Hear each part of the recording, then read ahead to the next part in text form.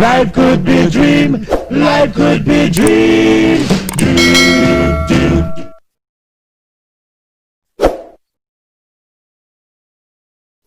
Assalamualaikum anak-anak, berjumpa kembali bersama kelas Bu Dewi. Wah, bagus sekali ya bunga-bunga di taman itu. Anak-anak, untuk memperbanyak diri, tumbuhan harus berkembang biak. Tumbuhan dapat berkembang biak dengan dua cara, yaitu secara generatif dan vegetatif. Perkembangbiakan generatif tumbuhan adalah perkembangbiakan yang terjadi secara kawin atau seksual. Sedangkan perkembangbiakan vegetatif tumbuhan adalah perkembangbiakan yang terjadi secara tidak kawin.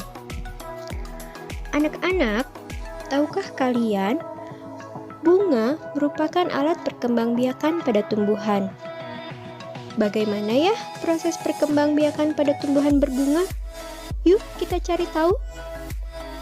Nah, anak-anak, tadi di awal kalian sudah melihat kan ada sebuah taman bunga yang di dalamnya berisi bunga-bunga yang sangat indah dan cantik. Nah, anak-anak, tahukah kalian bahwa bunga itu adalah alat perkembangbiakan generatif pada tumbuhan? Perkembangbiakan generatif itu apa ya? Oke, pada video kali ini, Ibu akan menjelaskan mengenai bunga dan perkembangbiakan generatif pada tumbuhan. Sekarang, coba kalian lihat ya animasi penjelasan berikut ini. Nah, anak-anak, sebelum kita membahas mengenai perkembangbiakan generatif, Ibu akan menjelaskan terlebih dahulu bagian-bagian dari bunga ya. Karena bunga yang sering kita lihat terdiri dari beberapa bagian loh. Coba kalian perhatikan bunga berikut ini ya. Nah, bagian pertama ada yang namanya tangkai bunga.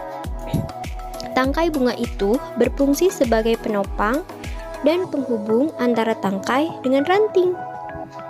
Kemudian ada dasar bunga. Nah, kalau dasar bunga itu merupakan tempat melekatnya mahkota bunga. Lalu ada bakal biji. Bakal biji adalah bagian bunga yang akan berkembang menjadi biji pada tumbuhan. Kemudian bagian selanjutnya ada kelopak. Nah, kelopak ini merupakan bagian bunga yang paling luar yang menyelimuti mahkota bunga ketika masih kuncup. Fungsi dari kelopak bunga adalah melindungi mahkota bunga ketika masih kuncup dan akan terbuka jika mahkota mekar. Bagian selanjutnya adalah mahkota bunga. Mahkota bunga adalah bagian bunga yang berwarna-warni dan sangat cantik. Nah, fungsi dari mahkota bunga ini adalah sebagai perhiasan bunga yang bisa menarik perhatian serangga. Kemudian, ada alat kelamin pada bunga. Yang pertama, ada yang namanya benang sari. Nah, anak-anak, benang sari itu merupakan alat kelamin jantan yang tentunya fungsinya sebagai alat perkembangbiakan pada bunga. Nah, benang sari ini terdiri dari tangkai sari dan kepala sari.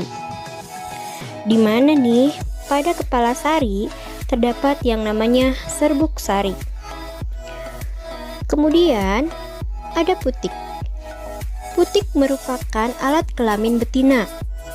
Ujung putik disebut kepala putik, sedangkan bagian putik yang panjang disebut tangkai putik.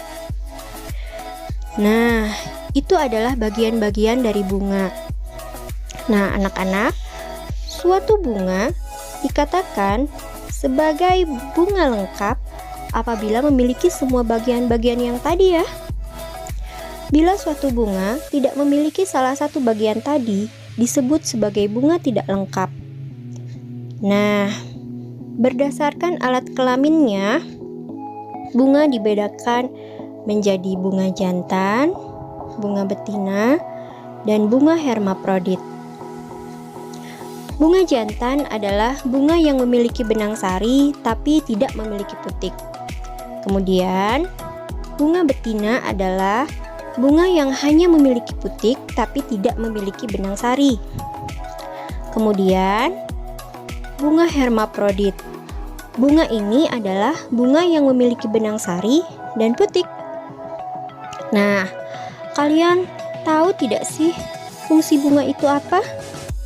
Iya, sebagai hiasan ya. Tapi, selain sebagai hiasan, bunga juga memiliki fungsi yang penting loh bagi tumbuhan. Dan ini adalah fungsi utama dari suatu bunga, yaitu sebagai alat perkembangbiakan generatif pada tumbuhan. Perkembangbiakan generatif atau reproduksi generatif adalah perkembangbiakan tumbuhan yang terjadi secara kawin atau seksual, di mana proses perkembangbiakan generatif ini membutuhkan alat kelamin jantan dan alat kelamin betina. Perkembangbiakan secara generatif ditandai dengan adanya pembuahan dan penyerbukan. Pembuahan itu merupakan proses peleburan sel kelamin jantan dan sel kelamin betina yang pada akhirnya akan menghasilkan zigot. Lalu, zigot akan berkembang menjadi tumbuhan baru. Kemudian ada yang namanya penyerbukan. Penyerbukan itu adalah proses jatuhnya serbuk sari yang berasal dari benang sari, jatuh tepat di kepala putik, di mana serbuk sari ini sebagai alat kelamin jantan, sedangkan putik adalah alat kelamin betina. Paham ya anak-anak? Sampai jumpa!